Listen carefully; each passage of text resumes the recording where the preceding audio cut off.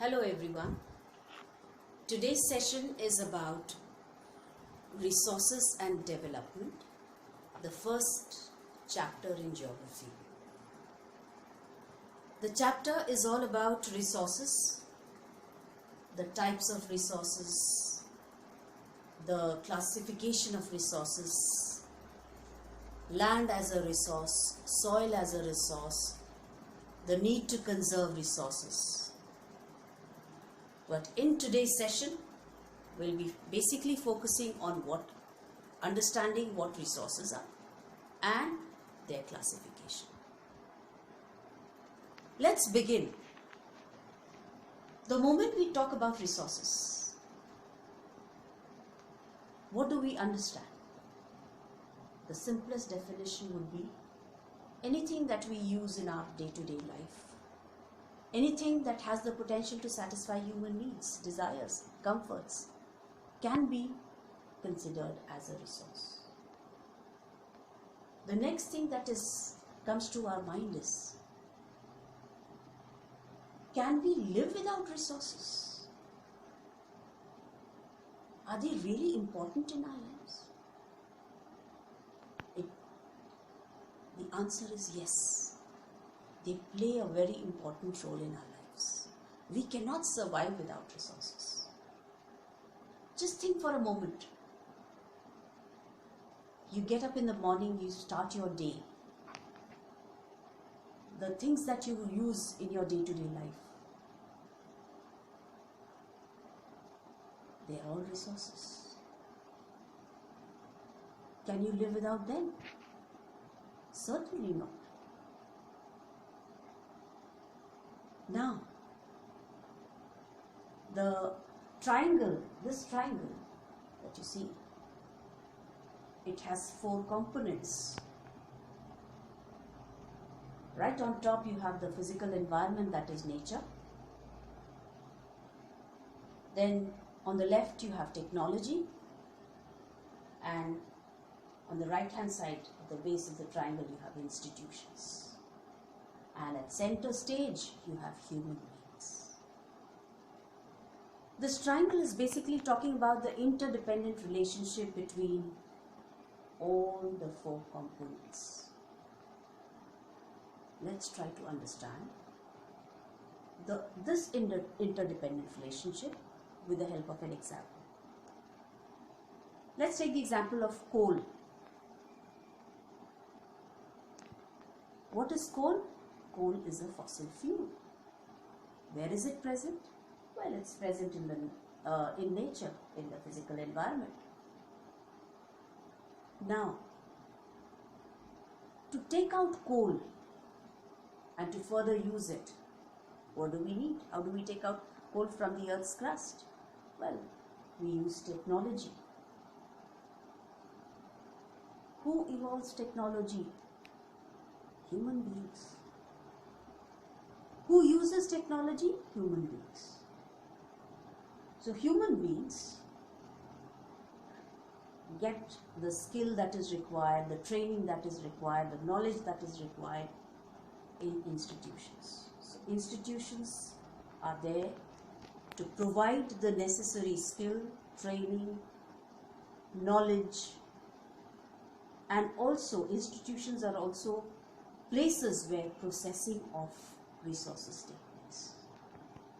So the coal from the physical environment with the help of technology is taken out and it goes into industries where further processing happens and it is put to various use. Coal is used for heating purpose.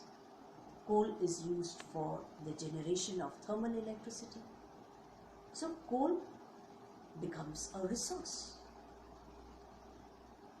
Now, we'll understand the classification, the broad classification of resources. If you look at the flow chart, the resources can be broadly classified as natural and human resources. The natural resources can be classified as renewable and non-renewable resources. Now, what are renewable resources? Resources that can be replenished and it gets replenished naturally. For example, water. With the help of water cycle, the water budget on the earth is very well maintained. Non-renewable resources. The resources which are not recyclable, not replenishable. The replenishment takes a long period of time. For example, fossil fuels, coal and petroleum, the reserves are limited. It takes millions of years to get regenerated. There are some metals which are recyclable, like iron, silver, gold. These are metals which are recyclable. The scrap can be reused. When we talk about renewable resources, there's another component to it, biological. Under biological component, we have natural vegetation comprising of forests, shrubs, grasslands, and of course the fauna, the wildlife. Coming to the another end of resources, classification of resource, you have human resource. The human resources can be broadly classified as structure and institutions, and quantity and quality. Quantity as in numbers, and quality of human resource. Quality, what determines the quality of human resource? Knowledge, skill,